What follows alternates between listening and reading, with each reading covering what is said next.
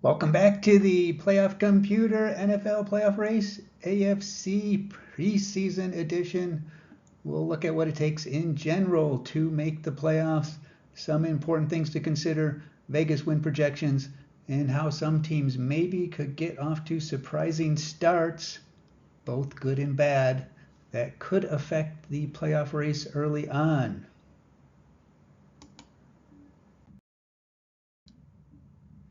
If you aren't familiar, you can make your fantasy football playoff races as exciting as the NFL with the Playoff Computer app.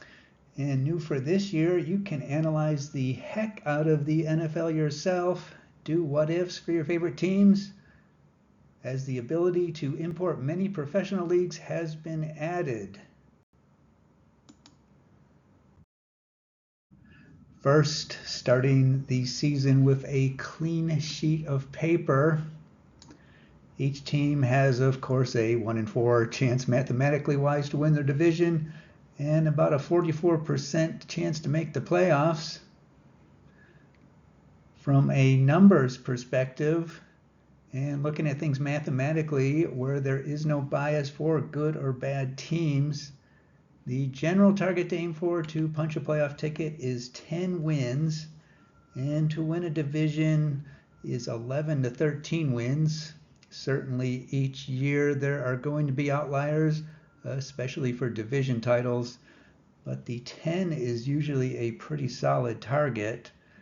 Last year in the AFC, 10 wins was what was needed to get a wild card, while in the NFC, the Seahawks missed out with 10 wins thanks mostly to 3 teams in the NFC North going all gangbusters and Jaden Daniels taking the league by storm for the Commanders.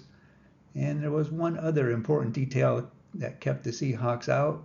More on that in a second.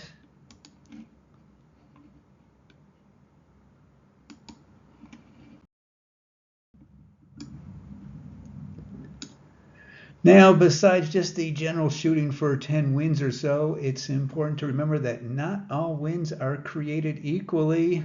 Certainly, to some extent, a win is a win, but there is a tier list of importance for games throughout the season.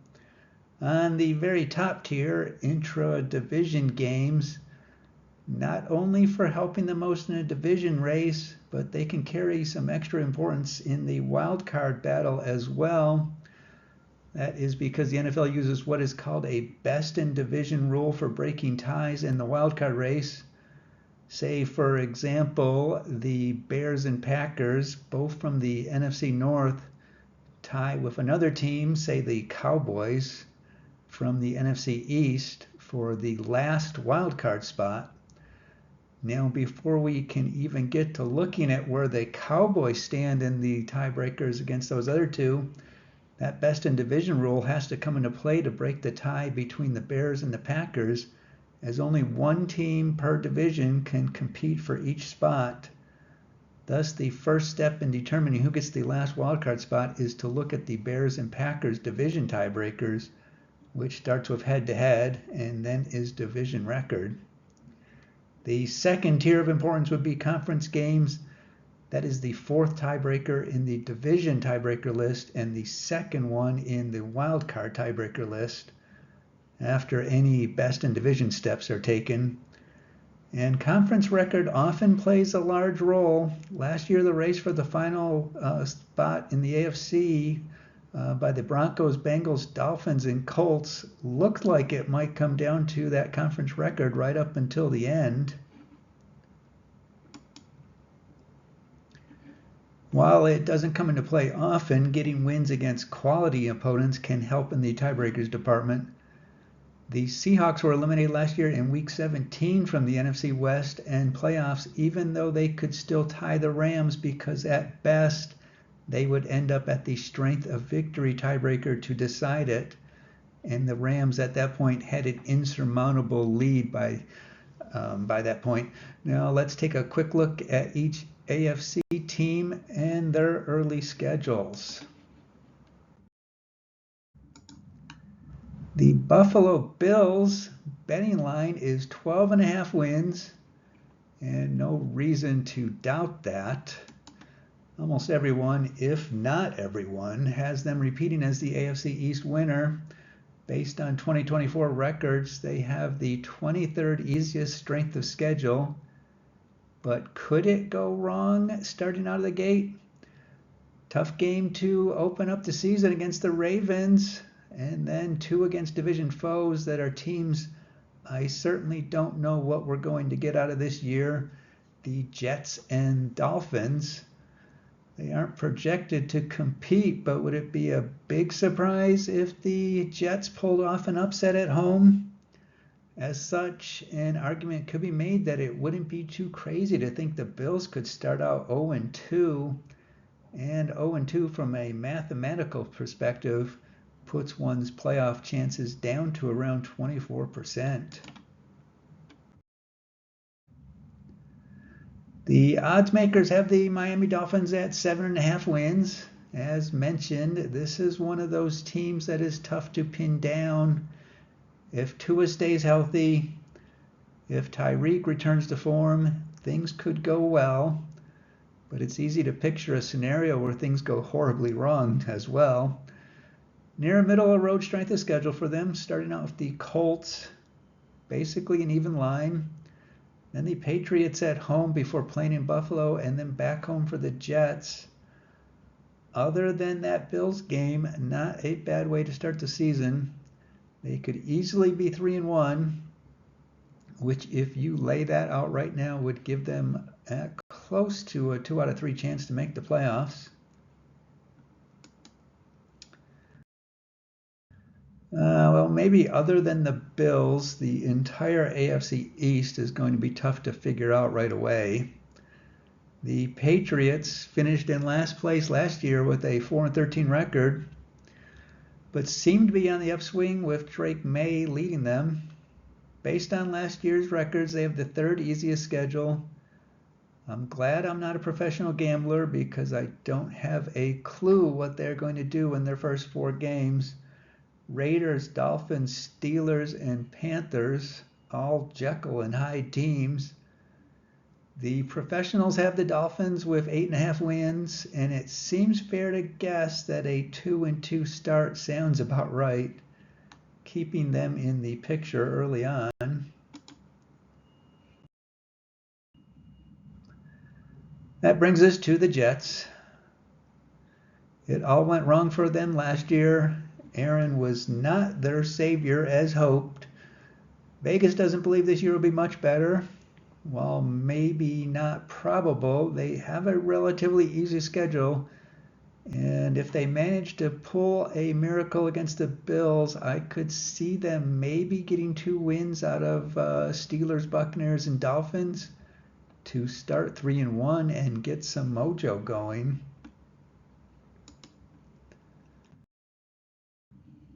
Over in the AFC North, the Ravens are the favorites with an 11.5 win line.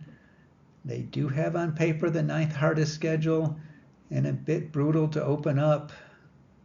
Bills away, then the Browns at home, then the Lions also at home, then the Chiefs at Arrowhead. That could easily translate to 1-3, and 1-3 brings a team's playoff chances down to around a quarter.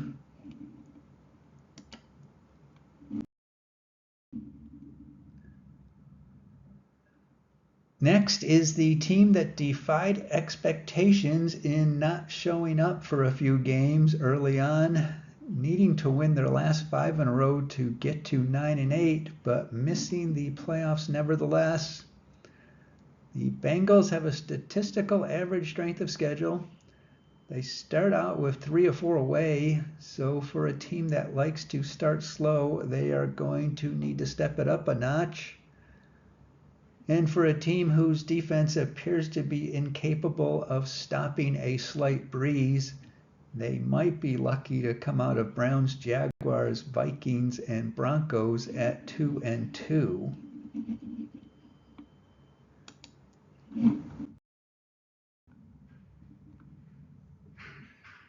The Browns betting line is south of 6 wins, and there's not much sense of optimism coming from Lake Erie after mistake after mistake made by the front office. Starting out with Bengals, Ravens, Packers, and Lions has a look of 0-4 on it. And you probably don't need me to tell you what the chances of an 0-4 team making the playoffs is.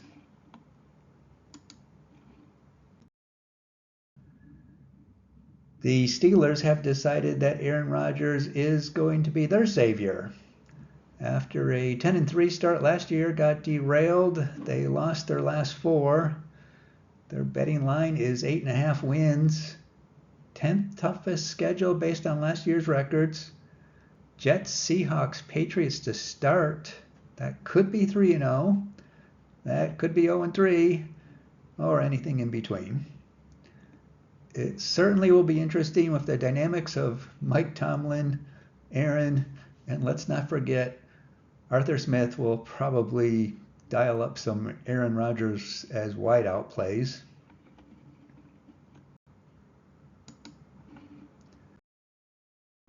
The Houston Texans went 10-4 last year, taking the win-challenged AFC South, mostly thanks to being in said AFC South, not the toughest schedule in the world. Looking at their opening salvo, I think the game against the Buccaneers might be one that helps decide their year.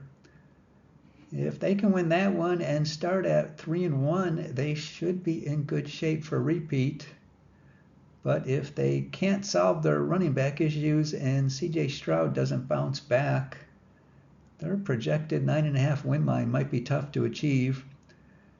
And both the Colts and Jaguars have the potential to challenge them for the division.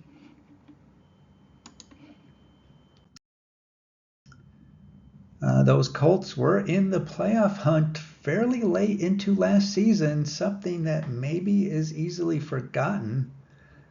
They ended up 8-9, brought in Daniel Jones, still have Jonathan Taylor, and they have a generally favorable schedule. Vegas has them with 7.5 wins, seems fair. Facing the Dolphins, Broncos, Titans, and Rams to begin with, I think they'd probably be content with 2-2.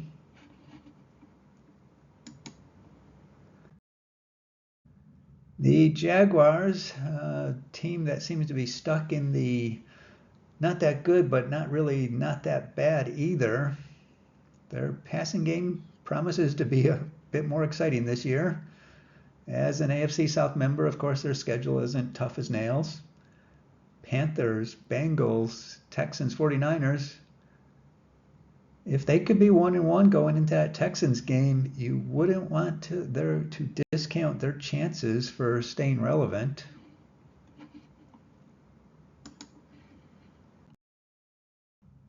The Tennessee Titans only won 3 games last year. General consensus is that they will be better this year, but probably still a year or 2 away from being competitive. Vegas has them at a whopping 5.5 wins. Broncos, Rams, Colts, Texans is going to be tough to rack up any wins against.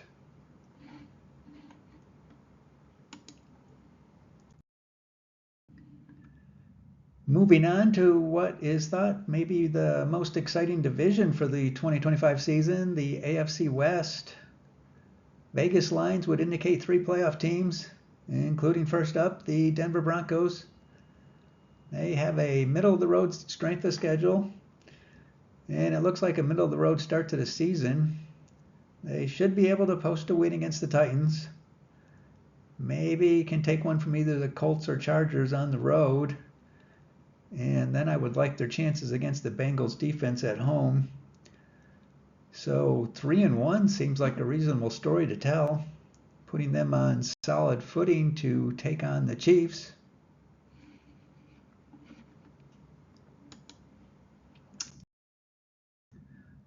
I think we all remember how close the Chiefs were to having their 15-2 record last year turn into 8-9. They won a miraculous amount of close games. Vegas has them repeating once again as the AFC West winners, 11.5 win line, showing as the 11th hardest strength of schedule. Does start out with some tough challenges: Chargers, Eagles, Giants, and Ravens. Certainly within the realm of possibility that they could exit that at 1-3 and be looking up at the Chargers and maybe even the Broncos as well. But it is also within the realm of possibility that Mahomes miracles them to 4-0. Speaking of which, a 4-0 start would give a team close to an 80% chance to make the playoffs.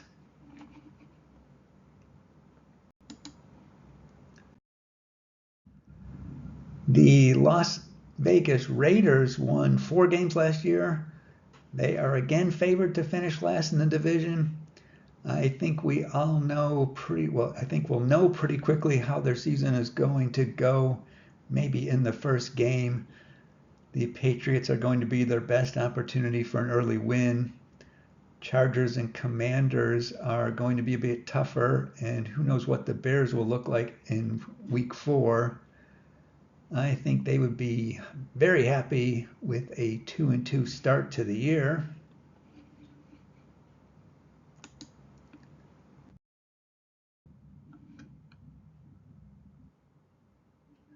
Speaking of the Chargers,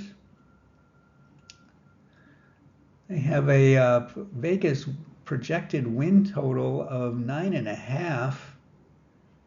Start out with the Chiefs at home, then get the Raiders, and then another AFC West battle against the Broncos, and then what might not be as easy game as is on paper against the Giants.